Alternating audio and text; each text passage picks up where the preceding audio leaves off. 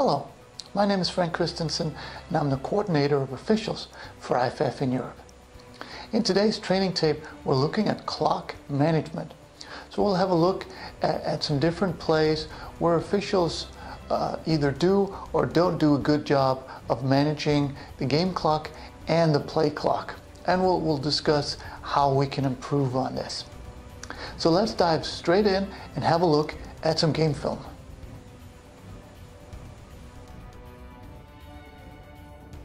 In this first play, we're looking at the back judge and his finger whistle. Now, off the bat, I'm not a big fan of finger whistles, and here's why. We're going to have a play, as you'll see, where the back judge has a flag.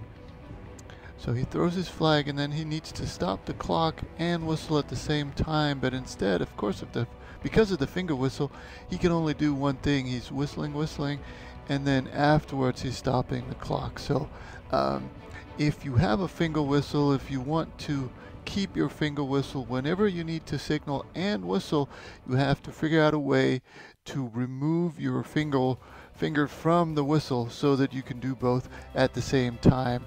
And if you can't, move to a whistle with the lanyard so that you can whistle and signal at the same time.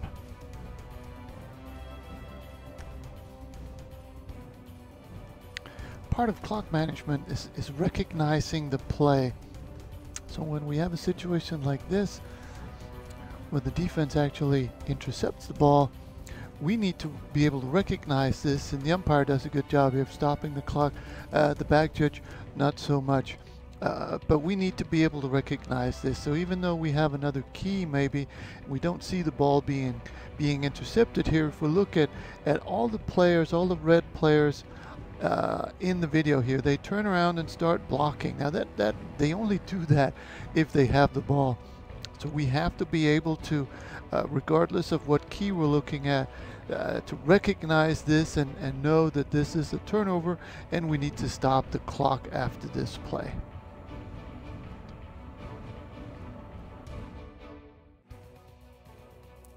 Here's an example, in this case from the back judge, of how to signal to the referee that the clock is going to start on the ready for play.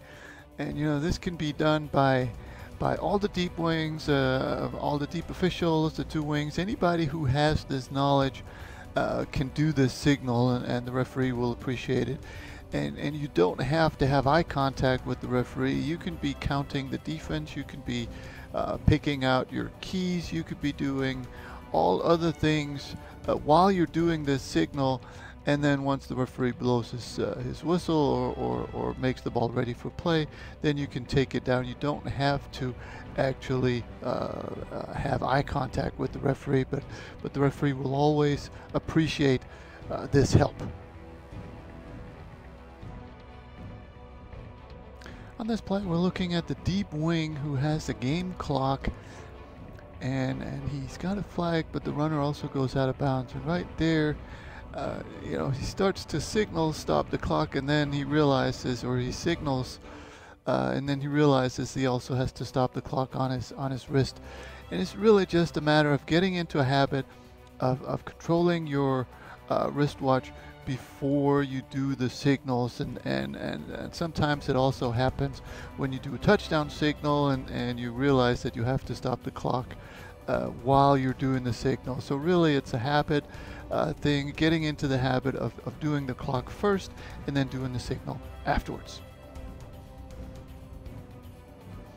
On this play, we're looking at the two sideline officials, and in 98% of the time, it'll be the wing responsibility to have the out of bounds spot. Here, the runner clearly goes out of bounds. The question is, was progress stopped in bounds?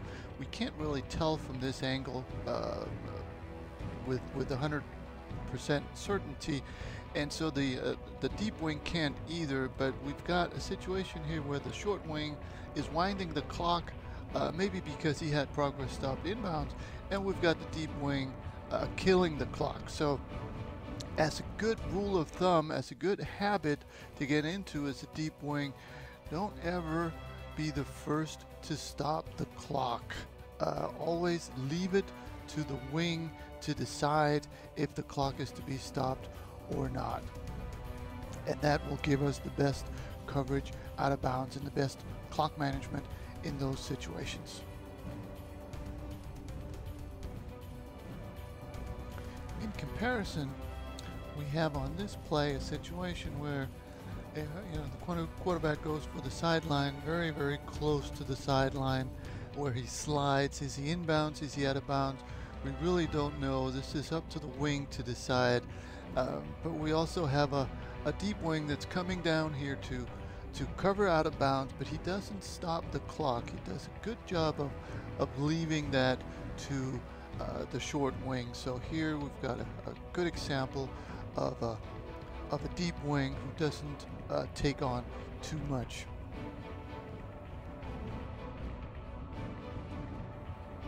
Here's a good example of putting into your pre-snap routine that it's 4th and short. So after 4th down, we know we're stopping the clock because it's going to be a first down to one of the teams. And here we've got 4 referees, or 4 officials at least, in the frame, and all 4, as soon as the play is over, everybody's stopping the clock. So there's a good job of doing your mechanics, and I would bet that the way to do that is putting into your pre-snap routine that regardless of what happens after this play, we're killing the clock. Good job by this crew.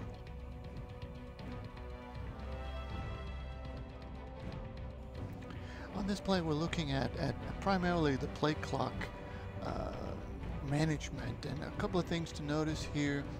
Late in the second quarter, less than a minute to go with all the rules that apply here. 3rd down and the line to gain is the B5. So we'll notice the play actually results in a first down. He's now crossing the line to gain, and the wing correctly kills the clock. Now the 2 other officials here, the deep wing and the back judge, they certainly could repeat this signal so that we have that under control. But have a look at the play clock, which is almost a hit behind the photographer behind the end zone. It is still at 40 seconds. It should have been running now. It's still at 40 seconds, and I very much doubt. Right there, it starts on the referee's wind, which is incorrect. Now, I very much doubt that this was the first time this happened in the first half. So, whenever we can, first of all, let's make sure that we get a good instruction to these clock operators before the game, and then keep an eye on them during the game so that we can fix this early on. And maybe during a timeout or something, get word to the clock operators that this needs to be done correctly, because as we'll see from the next clip, this was not a one-time situation. So after a timeout for Team A, here's the next play from the same game, and as you'll notice, the 25-second clock is not running, and it doesn't start to run until the ball is snapped. So again, the management of the play clock is incorrect, and so this is not something they just started. It probably has been like this the entire first half, and we need to be able to catch this as officials so that it's run properly and correctly, especially here at the latter stages of the half. So it just goes to show that clock management sometimes seems like a small issue, and it seems like an easy issue, but if we don't have control over it, then it turns into a problem, and we need to all the way around the crew be aware of clock management so that we can do it correctly. And that was the training tape on clock management. I hope you found something you can use on the field.